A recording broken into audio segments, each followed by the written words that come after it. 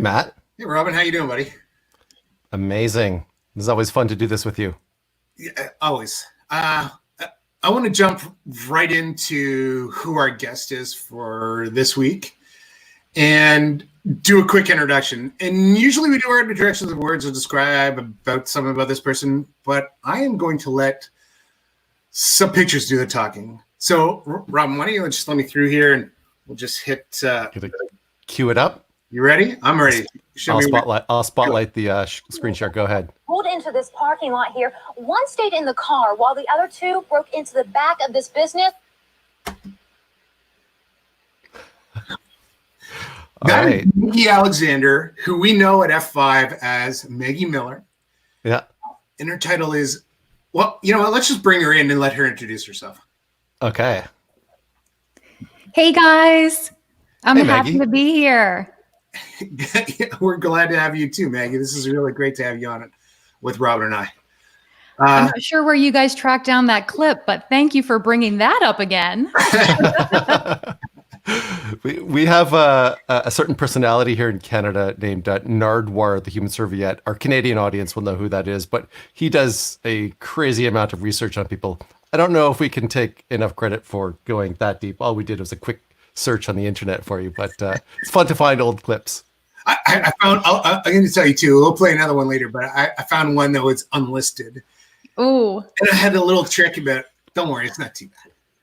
It's not bad at all, actually. I thought I picked only the ones that I thought were like awesome or a bit of a timepiece as well too. So I trust you guys. We'll see. I think.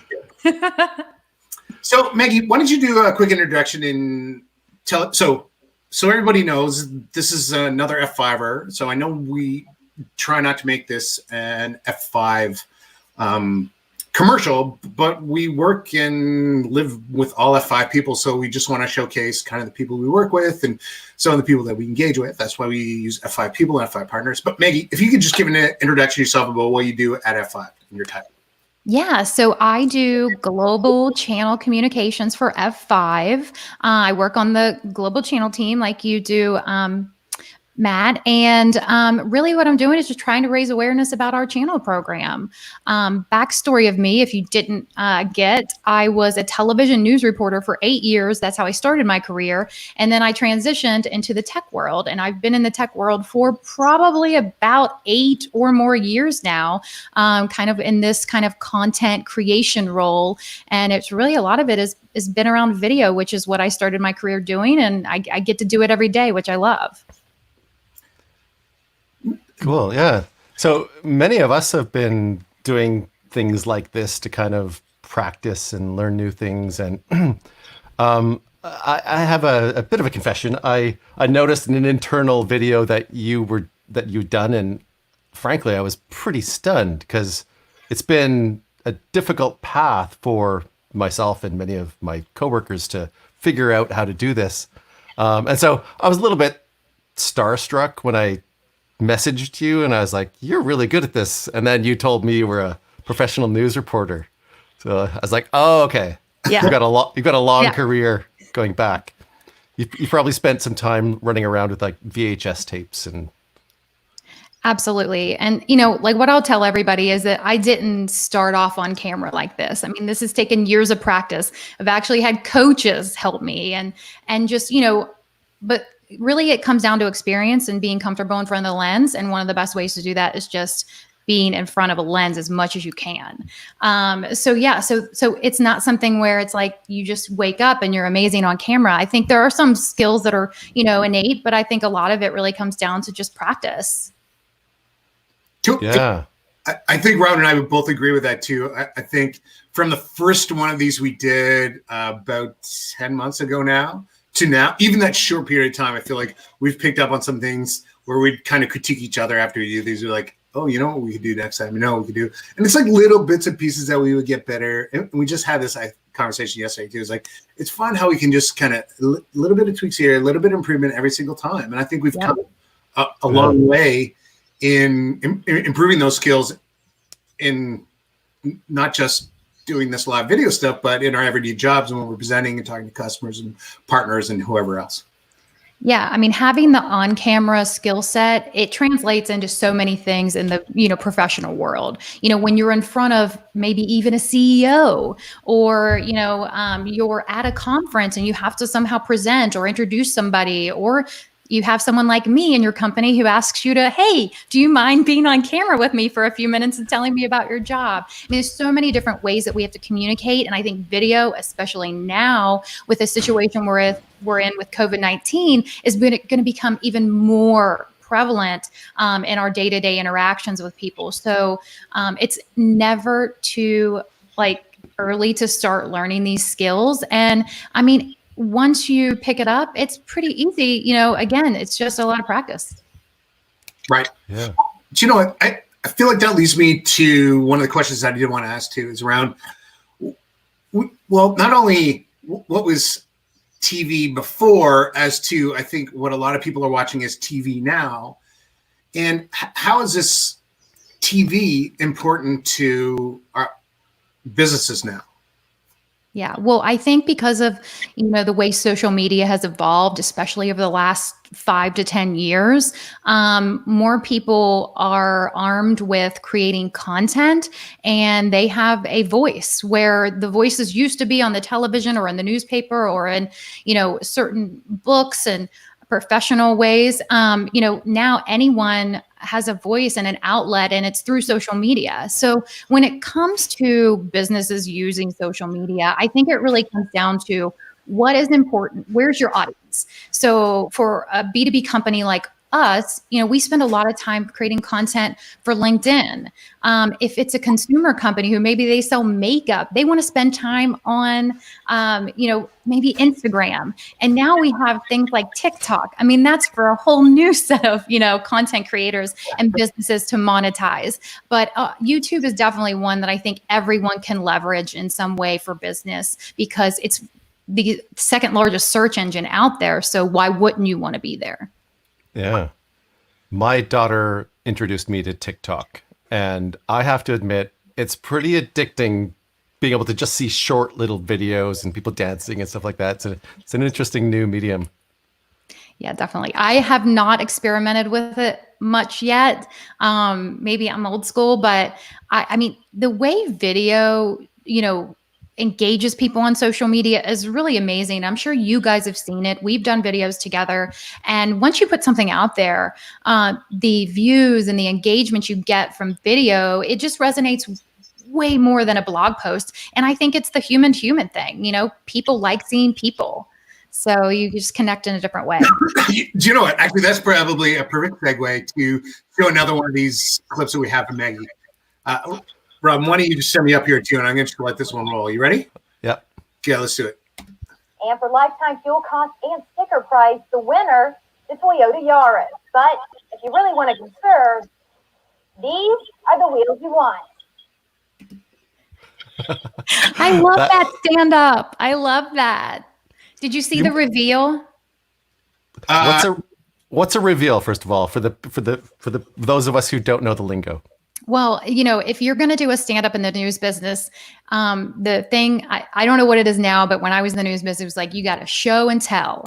So you can't just stand there and be in front of a camera and talk. You got to show people and tell people things and do it interactively. And the more creative, the better. And I was kind of known for having unique stand-ups all the time. It was, kind of the one outlet you could have in the news business, where a lot of times, the stories aren't all that fun. So when I did have a chance to do some fun stuff, my photographer and I always enjoyed it. So the reveal was, I'm sitting there talking about a car, but you don't know I'm on a bike until the camera pulls out. And then you see, oh, wait, there we go. So it's just like a way to kind of like do something a little different. Oh. I immediately, I'm like, so how can Robin and I do a reveal? Oh, yeah. Well, you guys need to start bringing in things on your show. I don't know. What can you bring in? Like gear? I don't know. You just have to start showing and telling. Think about it.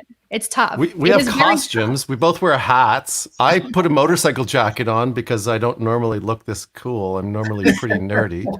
But that's a start. Robin, I don't think you look nerdy. You look super cool for a nerd.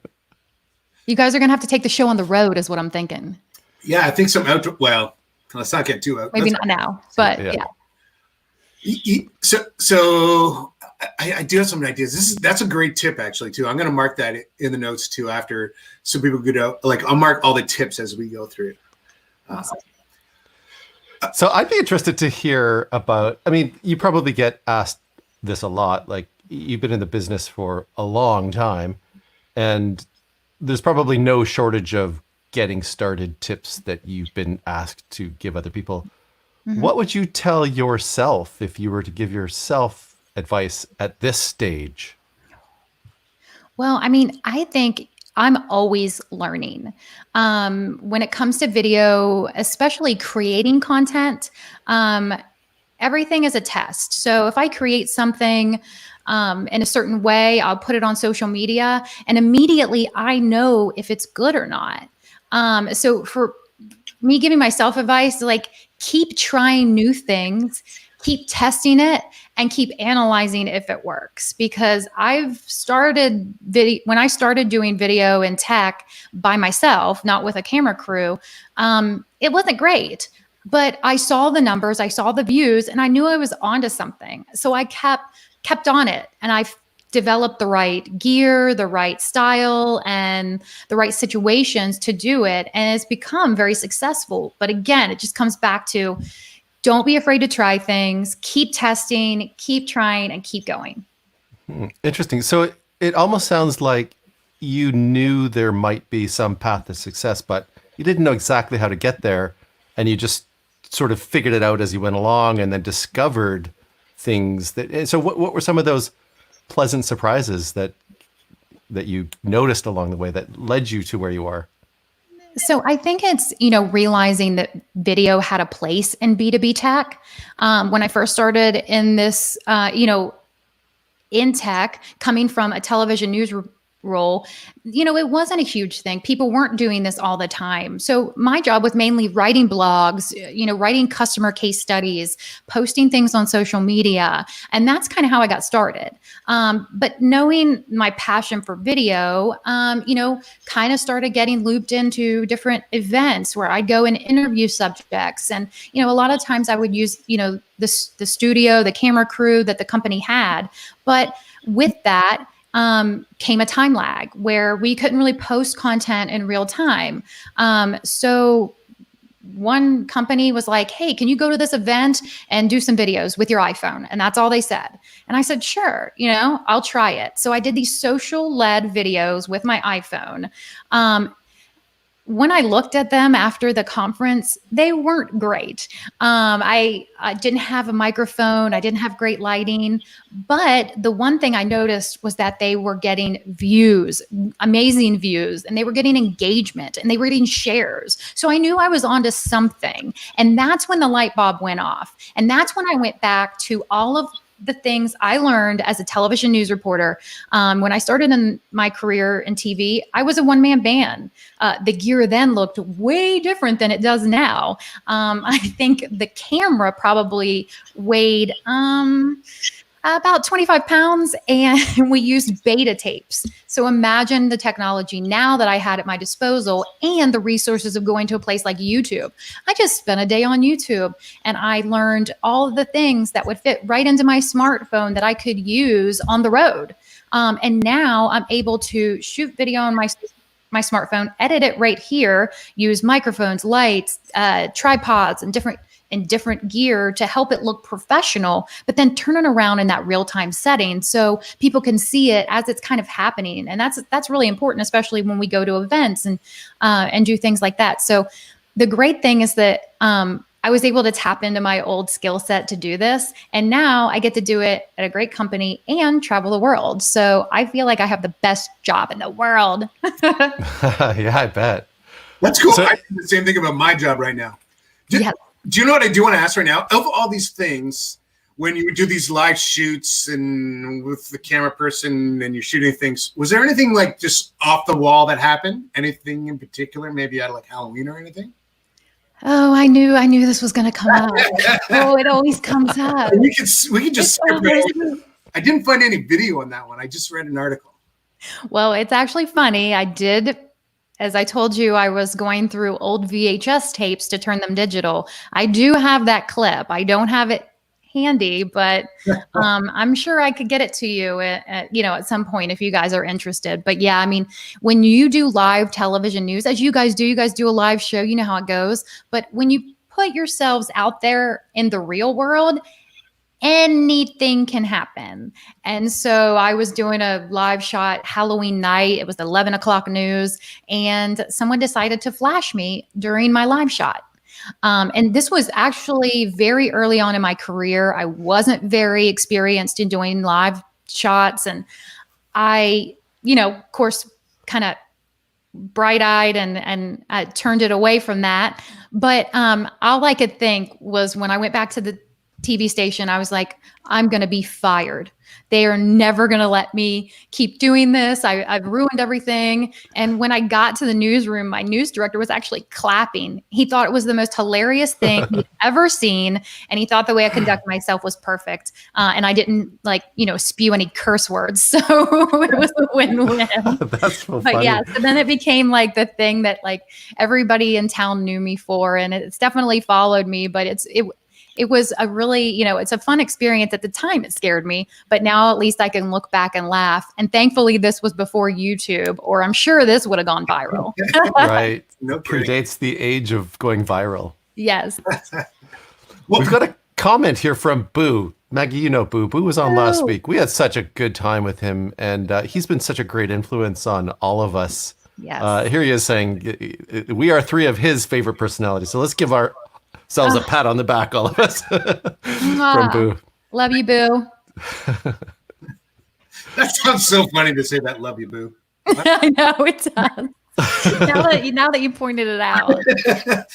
And the beauty of Robert and I just don't know anything different than live broadcasting. This is the only thing we do, really. Yeah, it's kind of nice to not have to worry about going back and editing things and fixing things. But it also forces you to learn how to have conversations in a way that you can't go. There's no second take. Yeah. Right. So you develop a different way of speaking. And that's a skill that Matt and I have been working on for a long time. In the beginning, I was terrified. And you mentioned earlier, if I was to have bumped into you in the hallways at like ISC or something, and you were to have said, hey, you want to do this little video with me? My heart would have like jumped out of my chest. Now it feels like we have a bit of fun and we kind of loosen up, and I think I'd be ready for something like that. Well, now you got yourself on my list, so See, I'm trying to get myself invited here, right? So mission accomplished. I think what you said is a big tip for pretty much anyone who wants to be in front of the camera. I think it's all comes down to being your authentic self, and don't try to be something you're not. If you are very professional and you have a certain way of carrying yourself, do that through the camera. Don't try to be Jimmy Fallon if you're not. But if you do have a unique personality, let that shine through. I think when you watch people that are engaging, you can see who they are on video, and that's the beauty of it. So don't try to be something you're not. Cool. Do you know what I want to do too before we run out of time? I want to play one more edited video. Okay. And this one is a bit of a time capsule and one of my favorite ones that I found. So, Rob, why don't you just flip that over to and we'll go to the video and I'll just start playing. Queuing it up. Yeah, it's all ready. It's a rite of passage every year. You eat turkey one day and you shop it off the next day. Well, it's true here at Best Buy, of course. And the aisles are so packed, it's kind of hard to find your way through. But it wasn't all about electronics. People were also after real toys.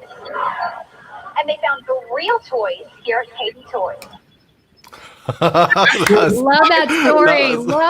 That is my favorite stand-up ever. Stand up. I love it. We're learning new words here. Looked like there was a little bit of editing magic there. In the spin, you were in one stand-up scene and then you'd cut to another scene. Yeah, and I mean, I can't take credit for that. My photographer had that idea, and he told me how to do it. I mean, it's funny how much goes into a shot like that. I mean, it's not a long time, but just even the way we turned and how you had to turn back in certain ways to make it look seamless.